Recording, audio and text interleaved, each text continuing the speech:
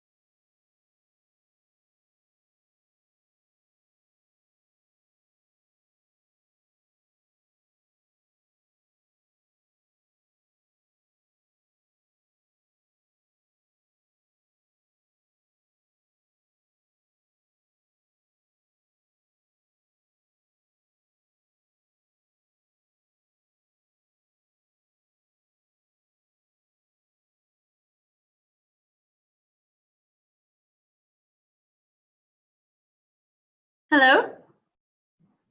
Oh, I don't have sound. Hello? Hi. Hi, good. How are you? I'm good. How are you? Good, we're doing well. I'm with Sedma. I think you spoke before too? On email. Oh, okay. Briefly. Via Hi, email. I'm Selma. Nice to meet you. So we'll just hold on a few minutes, but we had quite a few people RSVP, so Okay. yeah, let's see. We'll see how it goes. Oh, sure.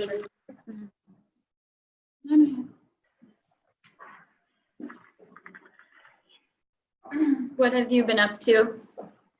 Oh, I've been having a very interesting couple of days because I just I don't know if I told you guys, but like some months ago I kind of started a process at the court of law against the government in Mexico City because they were, well, they approved a law that was against the Constitution and they really didn't care.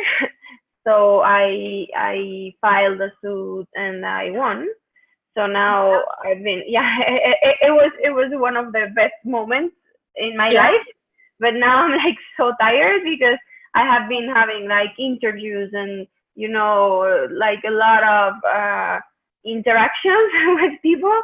So I think yesterday was the first day that I was in my office like for a full day, you know, just doing email. And I was like, I love this so much. Oh my goodness. Wow, I can't imagine what that must be like. Yeah. Well done. Yeah, very impressive. Thank you. It was really interesting. I'm not sure I want to do it again, but at least I had a lot of fun. So has the public reaction been very positive? Yeah, I mean, it was like all in all, I think it was positive, and I think it's it's giving a signal that we citizens can change things, which is amazing. But it was also like really emotionally consuming for me. Wow, yeah, I can. Yeah, so well, that's my news. That's news on my end. How about you? Nothing at all close to that. That's cool. We have a program. Oh, someone's joined us. Hello. We have a program where we've just started here with young women. So it's like Ashoka's Global Young Changemakers program, but we're focusing on young women for WISE, for the Women's Initiative. So we're calling it Young Changemakers, and we've been working very closely with them on developing their plans for community initiatives. So we've had a couple of intense few months. We've taken out of the office for like weeks at a time, and we're working very closely with them. But it's exciting, right? Yeah, we're now in the third phase. So like, they're working to get their ideas done and all that. They have a lot of cool projects. Yeah, we're just trying to get them down to earth a little bit and think about feasibility. Yeah. Hi, Fernanda. Hi, I went to mute because I'm in a very noisy place. But I'm here. Sorry. Oh, okay. We'll wait a couple of minutes to. Oh, hi. We'll wait a couple of minutes for other people to join. I see some more people. Another 2 to 5 minutes, and then we can go around and do introductions. Perfect. Great. I'm gonna kill my microphone in the meantime, okay? Sure, no problem. I'll do the same.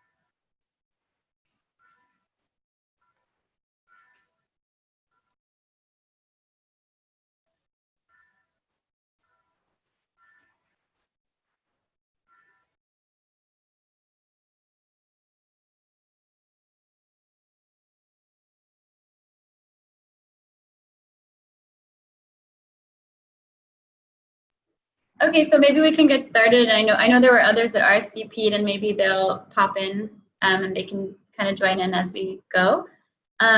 So we'll just quickly maybe do some introductions on WISE. Actually, I know most people here, so I think all of you are familiar with the Women's Initiative and ChangemakH. But we'll just start and give a little introduction, and then we'll pass it on to Greta to talk about her work and the challenge that she'd like to discuss today. But basically, the Women's Initiative for Social Entrepreneurship is something that's being led by our regional director, actually, Dr. Iman Bibars. It's been in the making for quite some time, and it's recently launched a bit more formally. And the real objective is to advance women social entrepreneurs around the world. And within Ashoka, of course, that means electing more women fellows. That means directing more resources towards them, creating more opportunities for interaction, and trying to build an ecosystem, a structure that's better built to support women social entrepreneurs and their specific and unique types of success. Part of that work has become ChangemakH, the ChangemakH community, which is an online community that's dedicated to women fellows. And of course, we have other partners and other members of the Ashoka network that have also joined, who are here today. And the idea is to bring all of our women fellows and partners who can support or would like to learn from them as well on to the platform to create more opportunities for international collaboration and just general discussion and idea sharing, co-creation. So part of the way that we're doing that are these ChangemakH huddles, where we're trying to bring one fellow to the stage every month to share her story, to highlight her change-making journey, tell us about the work that she's doing, what's her passion, and what are the specific challenges that she's facing, whether that be just related to the specific work or field, or if that has to do with the fact that she is a woman social entrepreneur operating in this ecosystem. So, and the idea is we'd love to bring together just women, powerful women from around the world to exchange ideas, share similar experiences with one another. We can talk about the different contexts that we're all a part of. I already see so many different countries represented here. So that's very exciting, and potentially come up with solutions that can help one another solve these challenges and tackle these problems. So just to introduce myself, and then we can go around and do introductions, and we'll pass it off to Greta. I'm Ioana. I'm the Partnership and Communication Officer at Ashoka Arab World, so I'm based in Cairo. So I work with different partners to support Ashoka's work, and I've been working very closely on the Women's Initiative for Social Entrepreneurship and this community in particular. Hi, I'm Salma. I've got in touch with some of you already. So I'm the Research and Fundraising Assistant here in Ashoka in the Cairo office. And I was mainly responsible for AUSIF, where we released WISE, or launched WISE for the first time. So AUSIF was our conference that took place last March, the Arab World Social Innovation Forum. And ever since then, I've also been focusing on WISE and on ChangemakH, the community and the partnership part as well. And yeah, welcome to the fourth huddle. I'm very excited that we're already on our fourth month. Yeah. Should we pass it to Fernanda? Yeah. Fernanda. Sorry, I don't know if you will be able to hear me. I'm Fernanda. I work for the global team, and I am based in Colorado, but right now I am in the Mexico office. I work for the global team, but I am also Mexican, so I spend a lot of time working from the Mexico office.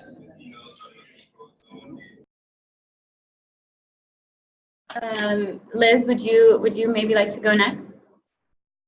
Sure. Hi. I'm so happy to be here. What an awesome group. This is such a cool initiative, and I'm so happy to be part of it. So I'm Liz Williams. I'm in Chicago, Illinois, in the United States, and I have a social impact advisory firm. So my mission is to educate women around the globe on how they can invest, shop, and give for impact on causes that are important to them. So I absolutely love social enterprises, and I love women-owned social enterprises, and so I am thrilled to support you. So thanks for having me join you today. and I apologize, I have to leave early because I'm actually hosting a webinar about how to shop for impact at the top of the next hour. So that's where I'll be, and but I'll stay as long as I can. So thanks. Thank you so much.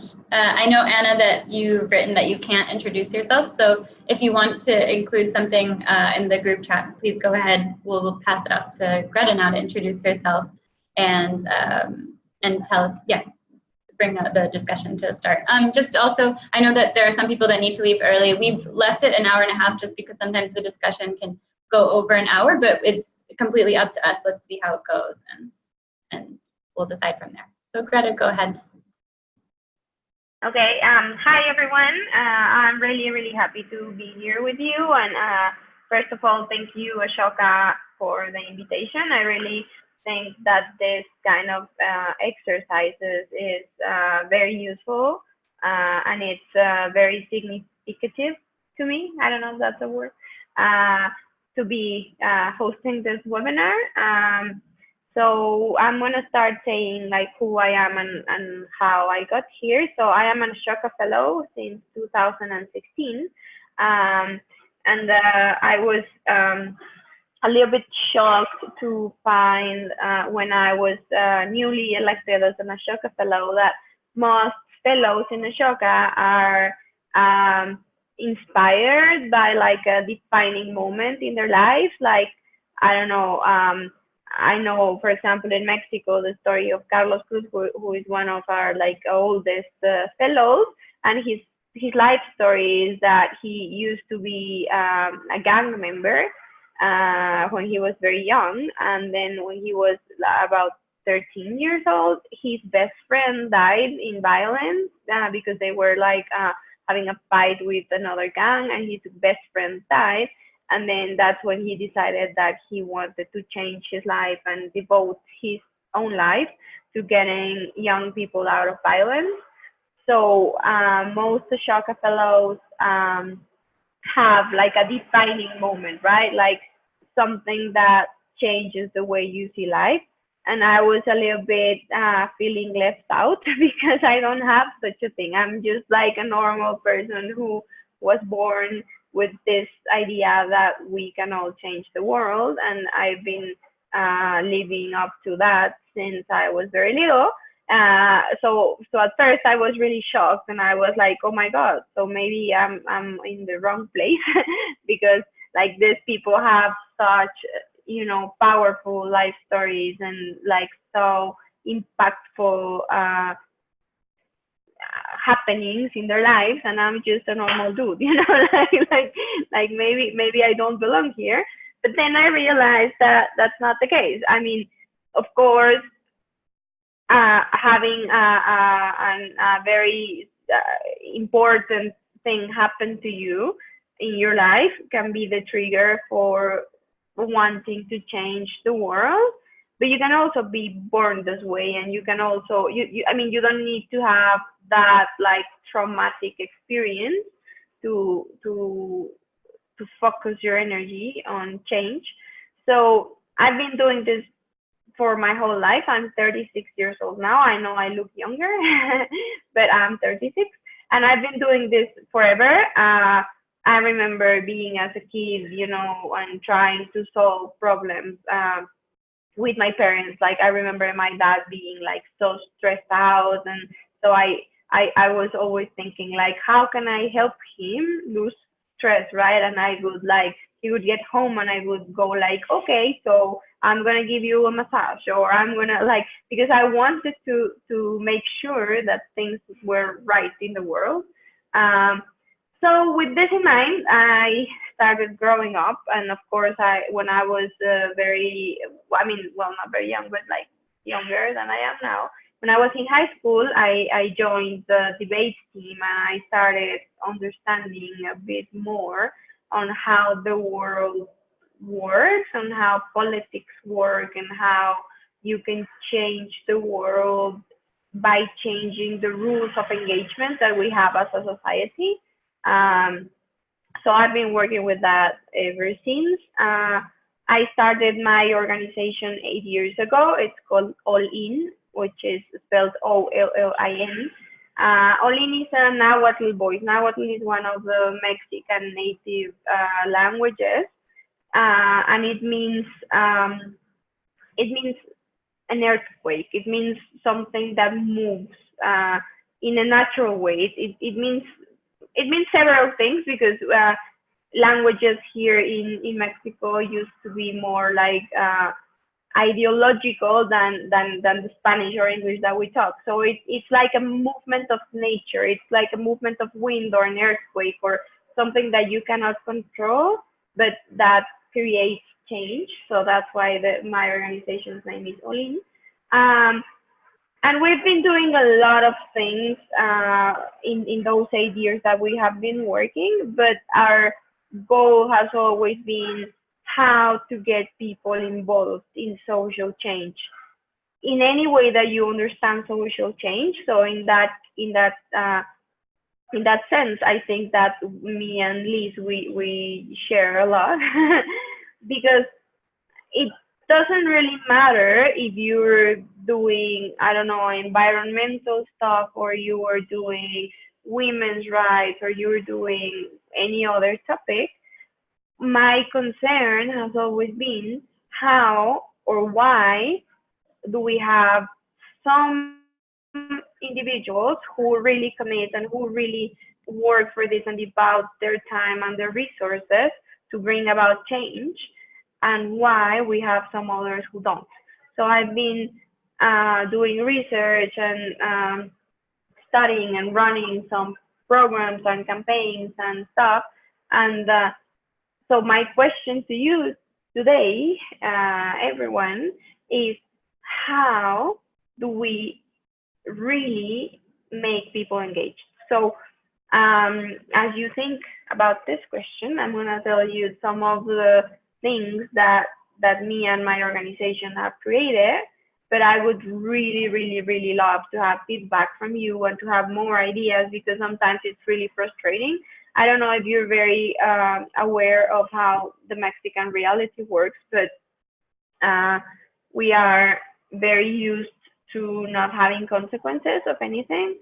So we have a lot of legislations and we have a lot of regulations out there, but like we actually are brought up in a culture where there is like this double morals, where everyone tells you like follow the rules, but then no one really follows them. And then there is this message that if you get away with not following the rules, then you're cool, right? You are smart, you are not only normal, but you are someone to be admired because you somehow got the corner, or you somehow got away with something that was not supposed to happen. So it's really hard. It's really, really hard, because somehow there are incentives for people to not do things right. You know, like if you, I don't know, like if you're driving on the street and a police officer stops you, and you really don't want to bribe him, it will take you like 6 hours of your time, and it's going to be like super expensive and horrible.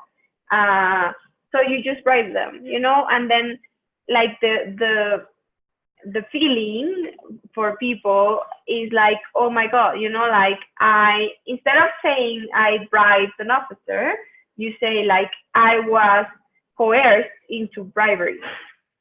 So it's weird. So this is the environment that I live in every day. And what we have been doing in Olin has to, I mean, we have a lot of strategies. So the first one we did, it was research. We still do a lot of research. So you can see right here, we have a lot of like publications and stuff. So we did a lot of research on why or how how it is that young people in Mexico were getting involved in decision-making places. And of course, what we found out was that they were not getting involved, that there are structural barriers to having people participate in decision making in, for example, the government or political parties, or even in universities. We could see that there were a lot of young people present, but they just didn't have a say, right? So that's the first thing we did. And then we started working directly with political parties. So we went, in Mexico, we have around 8 political parties. They come and go, but let's say we have 8. So we knocked on every one of them's door. And then we said like, hey, how are you attracting young people to your party? And the answer was, we're not. So we started working with them so they could have a representation of young people inside every party. Now every party has one. It's not exactly working the way we thought, but it's getting better. And then we started working directly with citizens. So we started asking people like, why do you think, for example, that voting is not important, right? So here in Mexico, of course, a lot of people do not vote. A lot of people don't even know how the political system works. And of course, there are a lot of people who want that to stay that way, right? So we started doing research on why people don't vote, and we got a lot of reasons. Some of them have to do with misinformation. So a lot of, especially young people, don't really understand the importance of their individual actions, such as voting, or such as, you know, like being like holding your representatives accountable and those kinds of things. And most of them, the idea that, I mean, the reason for them not to engage is that they don't think it's cool. So somehow being, you know, like being away from the system makes you cool, while being an activist or going like actively to vote or actively to be in contact with your representative makes you kind of a nerd, you know? So they don't want to be associated with that. So then with that information, we try to make a change in narrative and make them see that being a good citizen is cool. So last year Mexico had federal elections, and we ran a campaign, like a PR campaign, to get young people to vote. So we made an alliance with some influencers, and we actually got we had an alliance with a PR agency, and they designed a campaign for us, and we ran it on social media, and we did a lot of very interesting things, and a lot of things changed. I mean, I don't want to say like, oh, because of our campaign everything is great. No, of course not. But a lot of people actually got engaged through our campaign, which was really amazing. And now what we're trying to do is to keep those people engaged and to make them understand that democracy is not only about going out to vote on voting day. It's also about, you know, understanding what each representative does, how you can be in touch with them, how they are accountable to you as you're their boss, right? So we're working on that, and it's proving really difficult because, of course, since it's not an electoral year, we're back to this idea that, you know, getting involved in politics and democracy is kind of nerdy, and it's like for people who have no friends. So we're trying very hard. And one of the things that we did was starting to work with younger populations. So last year we were working with people who could vote, so they could be 18 or plus.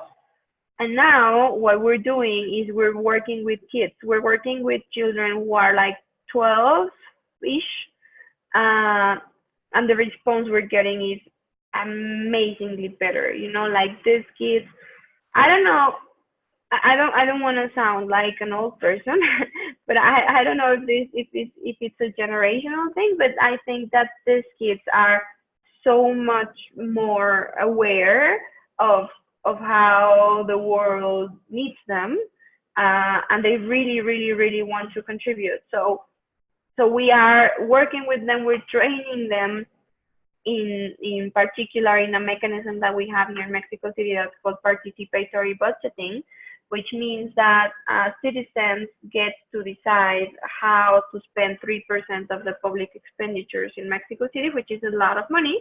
And one of the super cool things about this program is that kids cannot vote, but they can propose projects. So we gave them a training to get them, number one, to find things that they didn't like about their neighborhood, and then we worked with them to make those things they didn't like into solutions. And now we're going to be working with them to build like a campaign, so people vote for their solutions. And it's really amazing what kind of results we're getting. Like the kids are so excited. They went on vacation. They're actually coming back on Monday, and like we get emails from them saying like, hey, when are we meeting again? Like I have so many ideas. I want this to happen, and they're like so excited. But then my question is, how can we make sure that energy that we have as kids, and that idea that we can actually change things doesn't die when we grow up, right? So I think that's my question to you. And I have a question from Anna. So Anna, engagement was not only about voting. We defined engagement in a very broad way, but just to make it simple, as my organization evolves, as it evolves, we are switching from like different ways of engagement, and one of them was voting rates, because last year we had an election, and because of that particular event, we decided to focus on voting. But now engagement has a very broad dimension. So I think that we can like open the microphone to all of you and see how you feel and think, and how we can come together with ideas to help me and you solve this problem of how to get people engaged and how to keep them engaged. Because I don't know if there's like something that happens when you become an adult, someone breaks your heart or something, but and then you don't believe in social change anymore. And I would love to hear what you guys have to say about it.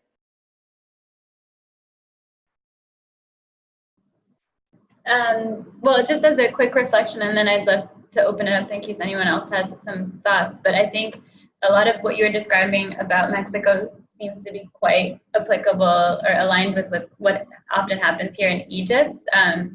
People, and the first thought that comes to my mind is that people are very disillusioned here, I think, especially as they get older, because they realize that they may not have a say, or they don't feel that they have a say. And so maybe that's what ends up affecting their engagement, is that they end up feeling, what's the point in participating or keeping up to date or knowledge when there are a lot of things that are being kept from me, and and there aren't really too many avenues for me to really share my voice, or have it, when I do share my voice, does that really turn into action or impact? So I'd be also curious to throw a question back at you and wonder if that's the case in Mexico too. Clearly it sounds like there's this vote for the use of the 3% of the budget. So that sounds like people are being given an opportunity to create some action, but I guess that's youth were saying, or anyone? I think it has to do with a lot of things, but I would agree, like, in essence, with what you just said. People don't feel that their views or their actions are appreciated enough.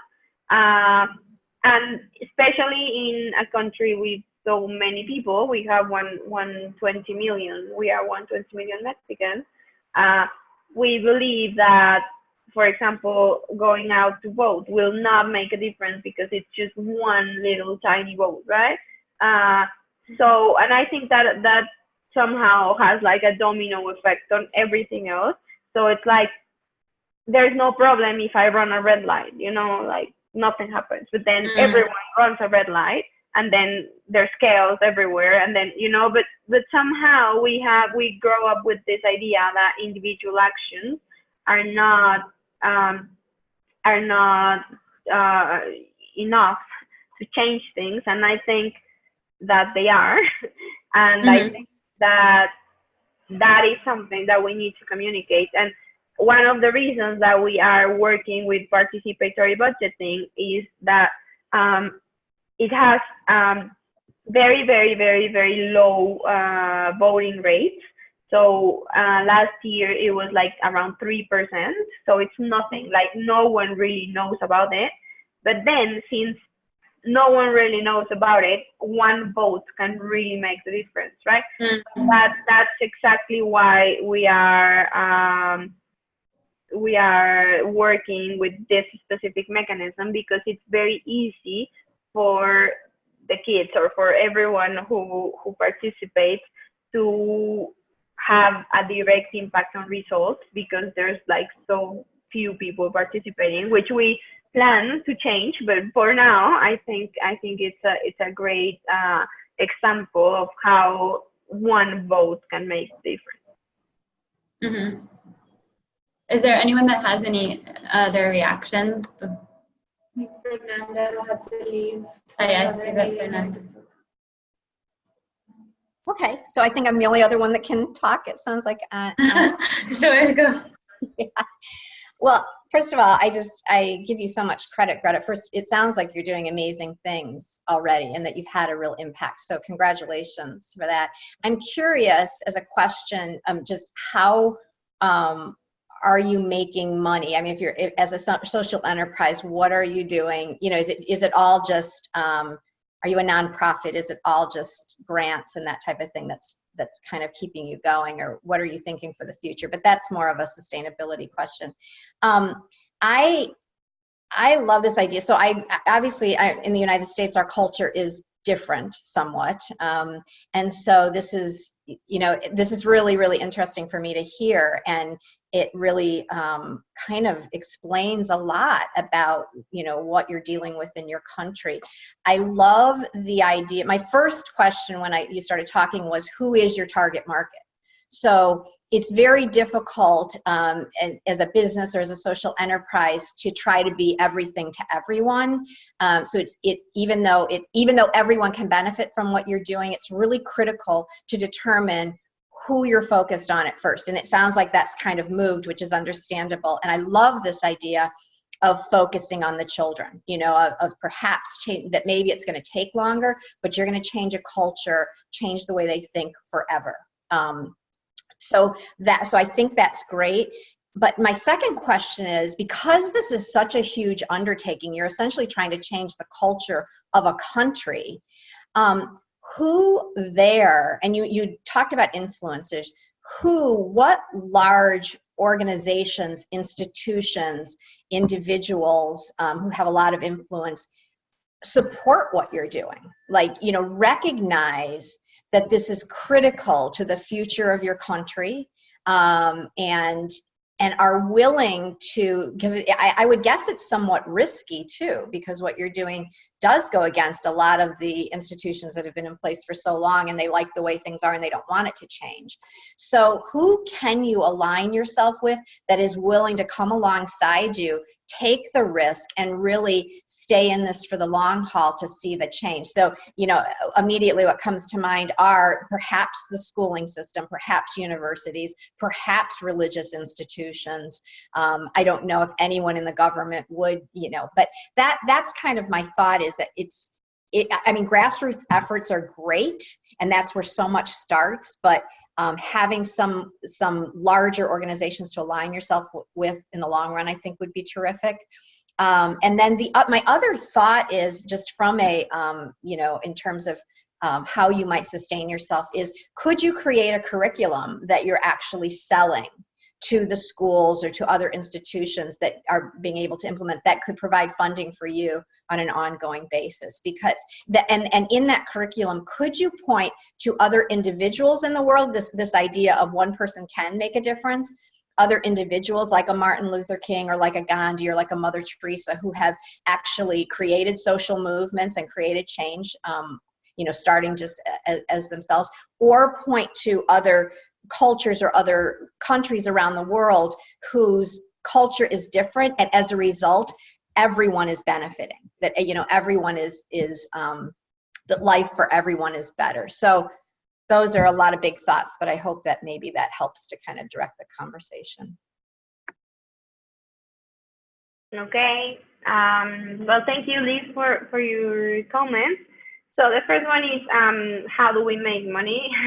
And I think the answer is something that we all share, and it's like every way we can. So of course we do receive grants, and that has been one of our greatest sources of income in the last years. But we also see ourselves as a service provider.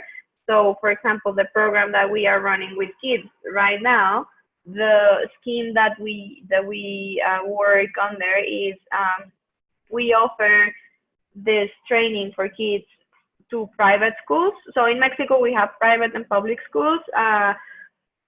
Most people would like their kids to go to private schools because a lot of reasons, including prejudice. So we negotiate with private schools so that they pay a fee to enroll each of their students. So we say like it's $100 per kid, and this $100 includes a scholarship that you're giving to a kid in a public school, because we're not gonna charge kids in public schools. So that's the scheme that we have been working with this year. It's going more or less. This is like a pilot program that we're running for the first time. So of course, there's a lot of things that are going to change in the years to follow. But I would say that in general, it's working more or less, and it's bringing some money, which is great. But of course, there's a lot of things that we have a lot of challenges when it comes to money, as I'm pretty sure you all do. And one of them is precisely that this year we started a new government last December, and this new government is not very keen on social enterprises and social organizations. We have a president who's been giving speeches about how civil society is just, you know, like a burden, and how we are trying to like make his work a little bit more complicated. So there's been a lot of like social programs and social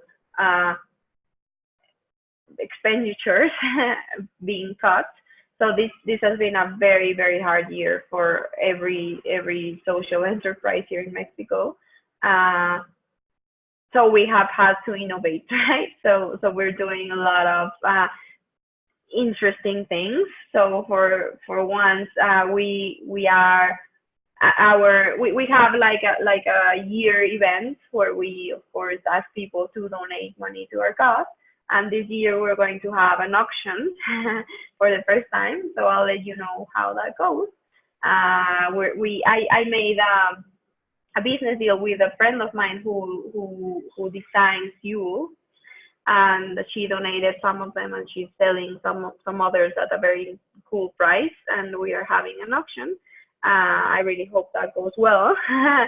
But we are trying to have diverse income sources, because things are not going really well on that end.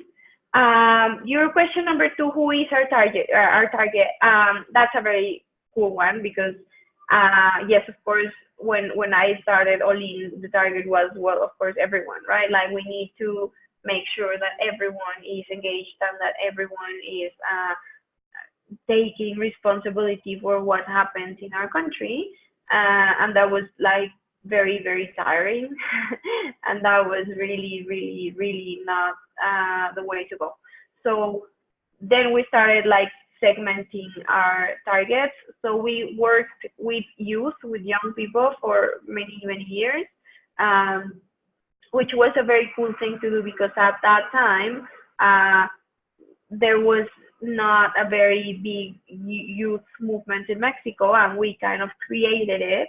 So we still have a very, very strong voice when it comes to talking about like youth engagement and stuff.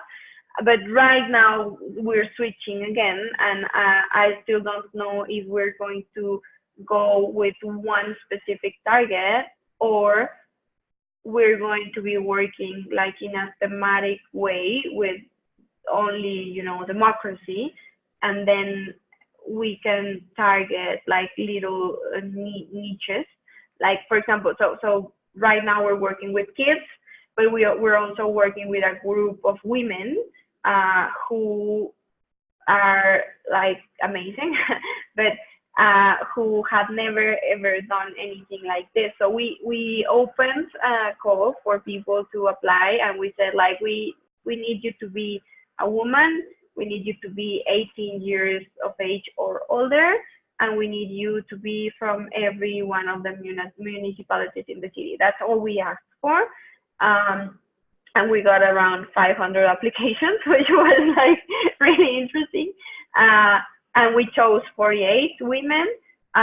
We have every single profile. Like, we have people who work at a university, we have mothers, we have students, we have everyone. And this network of women, we trained them, we gave them a very similar training to the one we gave the kids. And now they are a network, and they're helping each other, and they're doing amazing things that have nothing to do with what we trained them for, which is like an amazing byproduct that went really, really well. We did this because we got a grant from a public institution that wanted to work on political participation of women in Mexico. So we trained them to be ready to present participatory budgeting projects, but we also told them about like how the government in the city works, how to be engaged with your representative, how to be engaged with your mayor, with the governor, with blah, blah, blah. And now they are doing really, really cool stuff with what they learned, which is amazing. So right now, I'm not very sure who the target is. I'll come back to you on that once I find out. But something that we're doing is a very cool segmentation of our different audiences and our different targets. So I guess we are one step ahead from where we started when our target was everyone. I think that talks about maturity. But we'll see. I mean, I cannot answer that question like in a binary mode right now. Yes, we're working to change the culture of a country, and it's really frustrating sometimes, especially when you were saying like who can be our ally. It's weird because we in Mexico never see the government as an ally.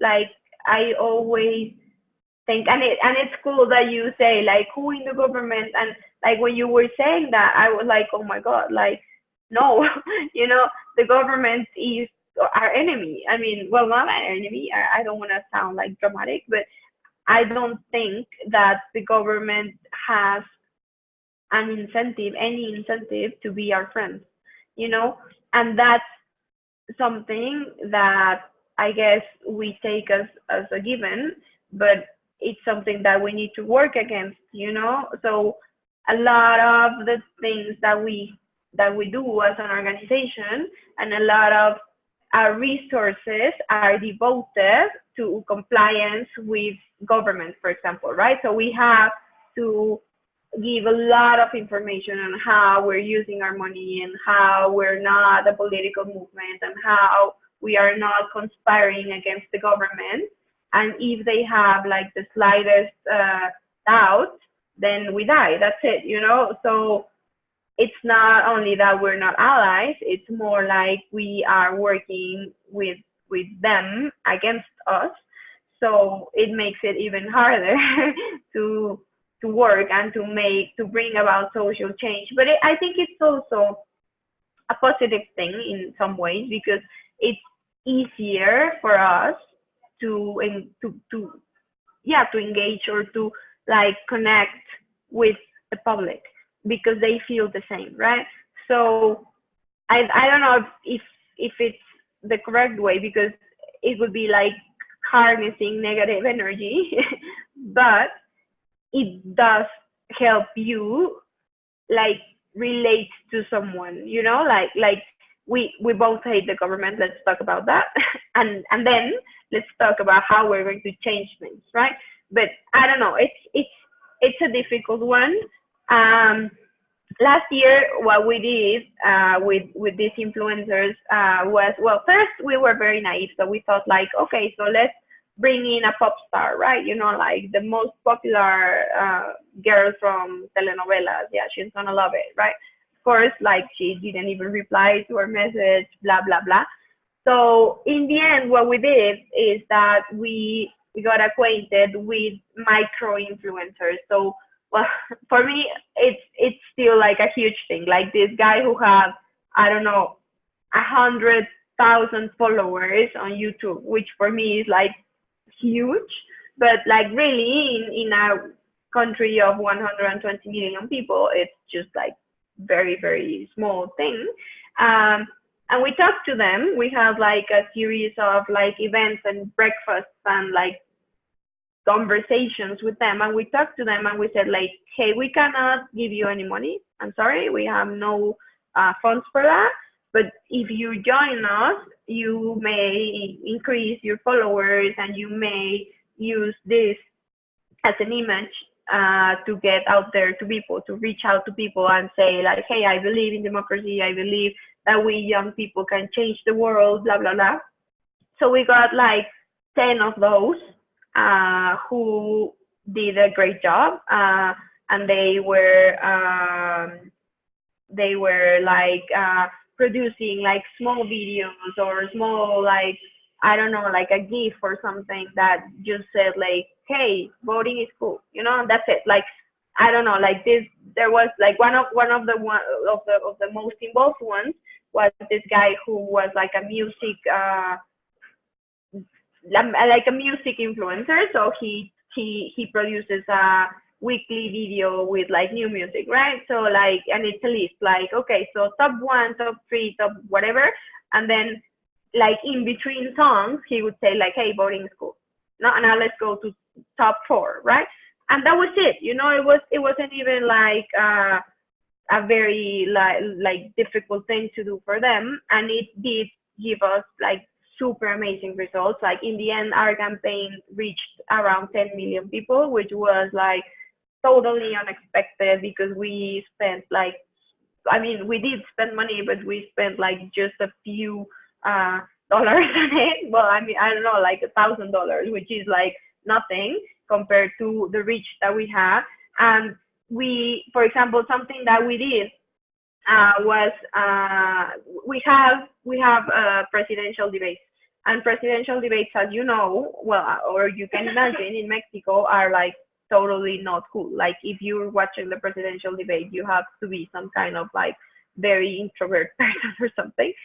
So we got a movie theater company to broadcast them on the theaters, and we invited people. We said like, hey, come to the debate party, let's watch it together. And the influencers were there, and they're like, people got like free popcorn and whatever, and it was packed up. Like it was totally full, and people were having such a great time watching the candidates debate, right? Because we were like animating people, and we told them like, hey, the only rule is we respect each other, and like we don't do like proselytism, like we don't chant for a candidate or anything, and we listen for proposals, right? So when you hear a cool proposal, you clap. When you hear a proposal you don't like, we had like whistles, so you whistle. That's it, right? And people were having such a great time, and it was amazing. And so the first one, it was in one city, and the second one was like in 7 cities, and it just like exploded, which was great. But going back to your question, I really don't know how to make this like partnership with influencers for a long term, you know, like of course the election passed and that was it, you know, like we don't have their daily support anymore. Of course, like if we talk to them, they could come back and stuff, but like we don't have like an ongoing relationship with anyone who's like that. But I think that we could totally start looking for someone who becomes like an ambassador or something. I have something from Anna. It says, I often make the experience that older people, institutions, organizations don't want to listen to younger people, don't want to give them space and share their power, and this is really frustrating. Yeah, I know, Anna, it really sucks. And I think that's something that we need to understand as we grow old, is how to make sure we don't do that as grown-ups. And because we've been fighting for so long to like get those spaces, that when we get them, I think we are very prone to replicate those structures where young people don't count. And I have to make like a conscious effort every day to keep them open. So I'm gonna stop talking right now because I love talking, but I know that you girls have things to say. So I'm gonna shut up right now. I just had a comment on going back to. Can I just say goodbye? I'm sorry that I have to leave. Sure. So I want to say goodbye, and I wrote a little note. I'll send it. But I think what you're doing is amazing. I want to just encourage you, because what you're doing will not happen fast. So you do have to be patient and be there for the long run. But I think it's amazing what you're doing. The courage that you have is incredible. And I do think your focus on women is right on, because women are rising all over the globe. And the movement is happening, and it's not going to go back, I can assure you. So continue, absolutely. And I'm just that you had so much interest to focus on that. I love the children idea, but I really do love the women's idea, because now we're connected all over the world. We can see what's happening. And if we're in a situation that we don't like and we see that it's better somewhere else, we want to know how to get there. So keep focusing on that. Women will rise with you, I assure you. So I'm with you on the path. You're fabulous. Thank you for letting me be here with you. And I'm so sorry that I have to leave, but I will. Thank you so much for joining. Hope to see you in another huddle. Yeah, go bye. Good luck with your webinar. Thank you. Much love. Sorry, yeah. So, yeah, my point was I wanted to go back just a step to your question, like how do we engage people? And commenting on something you said in the middle that I thought was really relevant and inspired this comment, is that people, like, they really do act when they feel like they can relate to something. So remember when you said that, yeah, we hate the government, you hate the government, let's start from there. It just got me thinking about the concept of empathy and how it really moves people. So maybe it's more of an abstract idea, and you can definitely apply it in different ways, but just to raise empathy and so apart from the fact that people might not know the right to vote, like might not know, and raising knowledge. But even then, they can still know, and I can see it really here in Egypt. They can still know, but they don't have this sort of push that would stop this apathy towards, oh, I'm not going to do anything. Once they feel this empathy towards, like, oh, this will actually influence other people. Other people are suffering because of those laws, because of those legislations, and if I vote, then they'll be more motivated. So maybe you've already experienced that.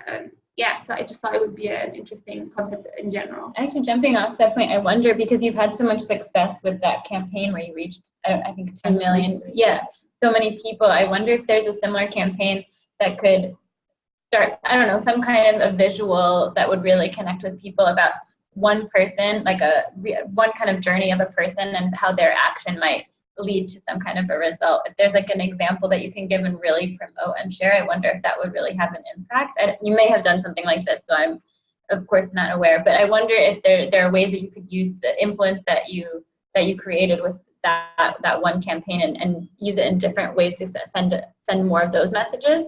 And I wanted to say that I just found it so fascinating, the gathering that you did around the debate. That's such a wonderful idea, and it seems so simple, but it obviously encouraged a lot of people, and it made me think about how in the States, because I'm originally from the States, there's so much kind of excitement and passion around campaign season, and even here, when I've been living in Egypt for 3 years, and during the last election, when we were waiting for the polls and like for the results to come out, there were all these expats that got together, and it was like a party, everyone's watching, and we weren't happy with the ending. But it was just such a nice shared experience, and those shared experiences have so much impact on people. They make you feel left out. Like you said, if you feel like you're not cool because you're not at that gathering, then you want to be there. So I think that sounds like a really wonderful model. I wonder if I'm sure you're thinking about this too, but that sounds like a really simple model that maybe you could continue to replicate on larger scales and for other types of events, so not just debates, but I don't know how polling works there, or if you can create more discussions directly with candidates. So I know that like podcasts are becoming really popular now, and there are a lot of politicians right now in the US who are campaigning and are sharing their stories on podcasts, and that's starting to really affect people. Yeah. And also social media. Yeah, of course, social media. Especially among the younger people, as you've already done, like using or collaborating with an influencer. One thing, actually, just a quick, maybe a personal note too, was that there was Bernie Sanders from the U.S. was recently on a podcast. I can't remember the name of the podcast, but my brother watched it and hadn't been a fan originally. But when he listened to this story where he was less political, it was less of like him trying to get votes, but him sitting there and telling his story of how he was raised, how he developed his beliefs, that human connection with the candidate, I think it seemed to touch him, and it seemed to touch other people a lot, and engage them more in his campaign. And so those kind of humanizing candidates, especially in the case where I think similar to Egypt, politicians, people in government feel so far away from you, and they feel like these kind of caricatures that aren't really there to help you, that aren't like you in any way. And even though maybe they aren't there to help you, maybe there are those candidates that you can, or people in government, whoever they might be, who you could humanize a little bit more and create those connections maybe more between the public and the age group specifically that you're interested in, kind of sparking more movement around. Those are just some thoughts, but your work is really fascinating. Thank you. And I also really like Anna's comment about keeping it fun. And I think that's one of the things that we did unconsciously. Thank you, Anna, for pointing it out. I feel like kaboom, like yeah, because yeah, we made it interesting, and we made it funny, and we made it like this could compete with you watching football, right? Like, let's watch a debate. It's not tiresome, it's not boring, it's amazing, and you're gonna have fun. So if we can make sure to keep it that way, that would really keep people engaged. So my mind is like running with a lot of ideas, a lot of things, and I'm thinking that, like, I have a friend who is like a radio host, and like sometimes he has me on his show, like I don't know, like every 2 months or something. So maybe we could make it a little bit like more regular and talk about democracy in a cool way. The thing is that like I'm a very, very nerdy person. So I'm always fighting with this, like I want to be cool, but I can't. You know? sound cool to us, so. but he is cool enough, right? So maybe like bringing people who are seen by the public as cooler, and having them become like real ambassadors of the cause would totally make the change. Also, yeah, I mean, like, how can we make people feel that it's cool to be engaged? And I think that's if we can find the answer to that one, then like Nobel Prize for all of us, like Yeah.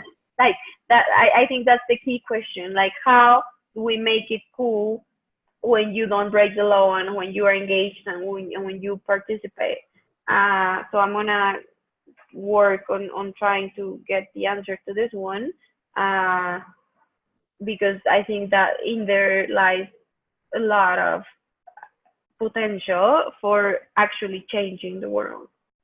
Absolutely, and I think that brings up an interesting point, because what we've noticed among women social entrepreneurs is that they're always so much more focused on this question of mindset shift and cultural shift. And so it's fascinating to see this, kind of like already the thought behind why it's come in full circle, and to hear that come from you, that's your ultimate goal, is really fascinating, I think, because that's something that we've been talking about a lot, and that we want to map more people like you who are interested in that, because that's like one form. Like, scaling up doesn't need to mean the number of people, but the fact that you're changing an entire way of perceiving something, scaling deep. So it's really, I'm very excited about it. Do you have any other questions or comments, Anna? I don't know if you wanted to add anything. Actually, can I ask a quick question as well? You had mentioned the participatory projects of the women, I think, who were in this program recently. What exactly did you mean by that? I was wondering if that meant that they're engaging others, or is it more just like civil service projects? What is it exactly? Well, they're doing a lot of things. So we train them to be able to find solutions to problems in their neighborhoods and use the public money to address them.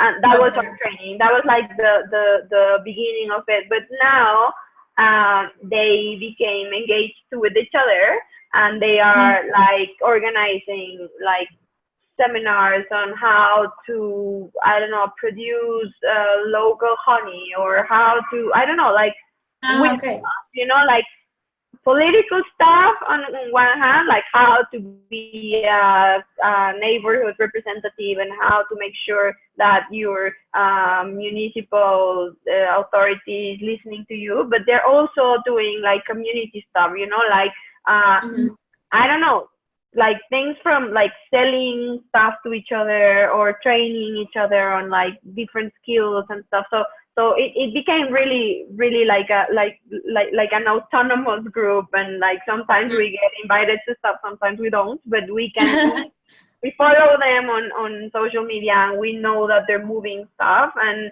we feel so on the one hand we feel super proud and super happy, but we also feel like odd because we didn't intend for this to happen, and it's an amazing happening, and we want to understand what exactly we did right so that this happens every time, right?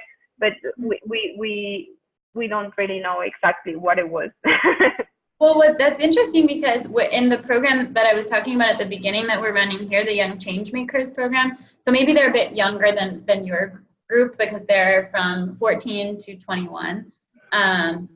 But we're also trying to engage them more in civil society, and just have them feel that they can really create an impact and be change makers. And so what we did at first, or the concept behind Young Changemakers and Ashoka Global too, is that we would elect single, like individual change makers who are creating impact, almost similar to what, like they have the potential to become fellows when they're older, for example. So they may not have new ideas, but they're leading some kind of community initiative.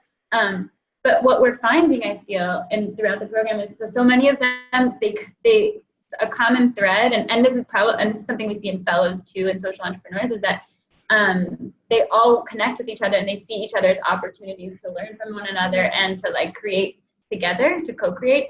And so I wonder if that's the theme. I wonder if it's like, so much of the time we talk so individualistically about the social sector, about like, oh, we need one person to lead this, we need one person to do that. And I'm really, I think more recently, I was in a meeting actually with someone recently, and they asked me, why are you only having them do projects on their own? Why can't they team up? And I was like, I don't know. That's true. They could team up, and that would probably be more powerful. So maybe it sounds like what ended up happening there too is that they found that power to like connect with each other and create. They really also created like such a support system. Like literally since day 2, they became almost best friends. It was really nice to see that, and they realized that among themselves as well. Because when we reached the stage where they had to pitch, so it was, because it is essentially a competition, there was absolutely no competitive like atmosphere in a toxic way. They were like clapping for each other, encouraging each other. It was very, very, interesting. And as much as like we're obviously now in the competition model, so we're moving forward with it, but I'm becoming more and more critical of it, because I'm seeing the value of that collective focus. And I feel like that it sounds like something you mentioned that when you were talking as well. So maybe there's a way that can be brought into more of your projects, that theme of them allowing them to pair up or creating more spaces for that collaboration. It sounds really interesting. And thank you, Anna. I see. Well, we wish we could hear more about you too. Have you ever heard about Plant the Plant? They have an interesting concept about engaging young people. I haven't, but I would love to learn more. Yeah. Where are they based?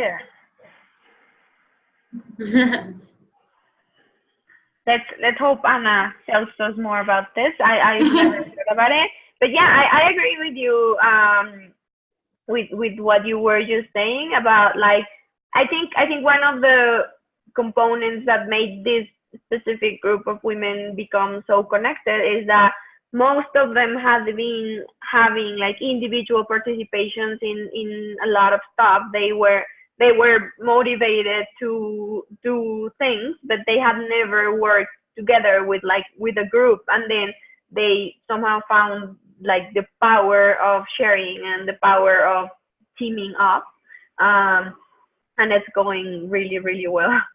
Wow. Oh, thank you for sharing the link. Now we have a link. We'll definitely look at this. Yeah. So yeah, I mean, I don't want to hold you all here. We can definitely wrap up, and I'm sure I know you said you had a lot of ideas that are running through your mind. So we would love to hear more about anything that you get started on or how things unfold. I hope you get some time to relax too, because I know you said it's been a busy period for you.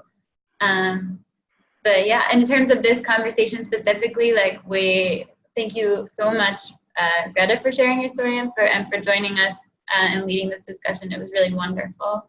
I know we just scratched the surface, of course, but hopefully we can continue to talk about this more. And I wanted to share this video, so I've recorded it, and I'll share it through the platform and with other fellows as well. And so if other ideas pop up, or if you want to share more, please do. Perfect. Thank you so much for having me, girls. I really enjoyed having this conversation with you, and as I already said, my mind is running like miles an hour, which is great. So I'll let you know how things go from now on and how projects move. And if you have any comments or you need help with anything, I'm here. Thank you so much. Thank you, Brian. Thank you so much. And thank you, Anna. Yeah. Thank you for being so engaged, even though you couldn't speak. All right. Okay. Bye-bye, everybody. Bye. Bye.